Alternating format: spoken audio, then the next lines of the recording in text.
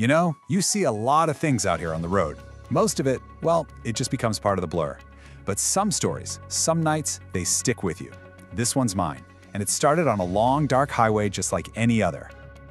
My name is Joe, but everyone out here calls me Big Joe.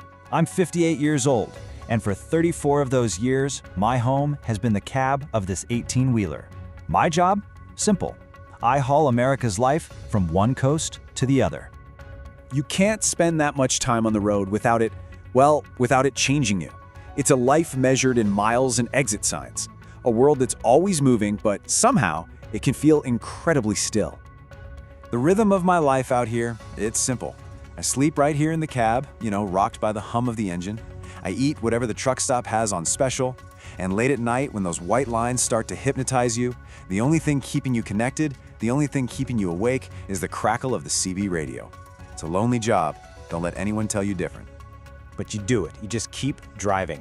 Because every single box in that trailer, every part, every piece of food, it's all going somewhere important. Someone out there is waiting for it. You're literally moving the country forward 1 mile at a time. And then, a couple years back, a night just like that, it changed everything.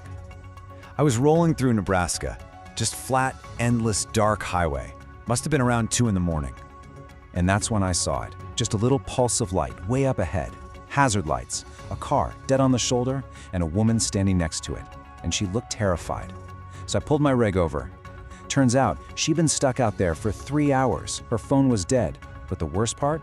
Her daughter was in emergency surgery in Omaha. She absolutely had to get there. Now look, I get it. I know what I look like. I'm 6'4", 280 pounds, covered in tattoos. I'm probably the last person you want to see climbing out of a truck at 2 in the morning. I saw her flinch, and honestly, I don't blame her. So I just held up my hands and said the only thing that mattered. Ma'am, I'm not stopping to hurt you, I'm stopping to help. There wasn't any other choice to make. No time to think about it, really. I just said, get in, I'll take you.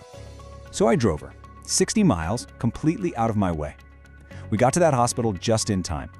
As she was getting out, crying, she hugged me and said something that, it's never left me. She said, "Nobody stops anymore. Thank you for seeing me." I got back on the road, but I just couldn't shake it. My mind was still back there at that hospital. Her words, "Thank you for seeing me," they just kept echoing. And they led to a question, a really big one. If I saw her, how many others are out there, right now, scared, stranded, invisible on the shoulder of the road, just praying one person notices? That thought, wow, it was just too much to let go of. So I grabbed my CB radio, and right there, rolling through the dark, an idea was born. We decided to call it Code Angel. The rule is as simple as it gets. If you're a trucker and you see someone in trouble, broken down, stranded, any kind of danger, you stop, you help. No questions asked, no judgment passed, you just help. And you know what? That one call I made into the dark, it caught fire. It spread from one CB to another, one trucker telling the next, across states, across all those lonely miles.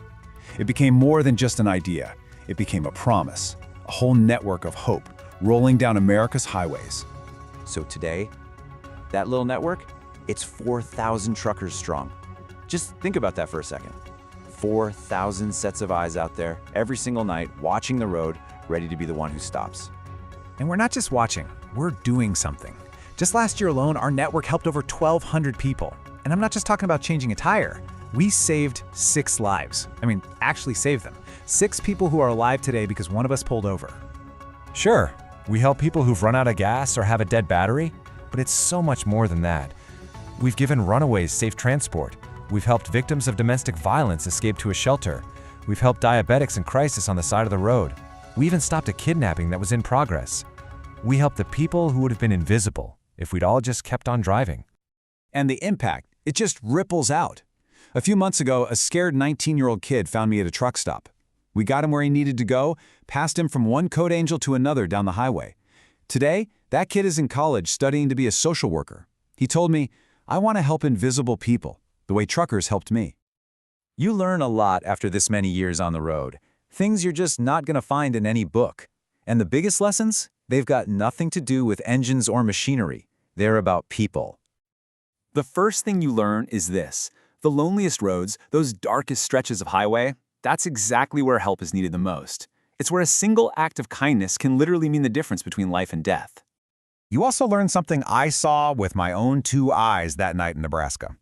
The person you might cross the street to avoid, the scariest-looking guy in the room, yeah, sometimes he's the only one who's going to stop for you. So here's what I really want you to take away from my story. If you're ever out there, broken down, stranded, maybe even running from something bad, just look for the trucks. We're out here, we're watching, we're listening. Because what we've learned out here is that kindness doesn't always look gentle. Sometimes it's big, and it's loud, and yeah, it smells a little like diesel. Sometimes kindness roars to life like a diesel engine at 2 in the morning.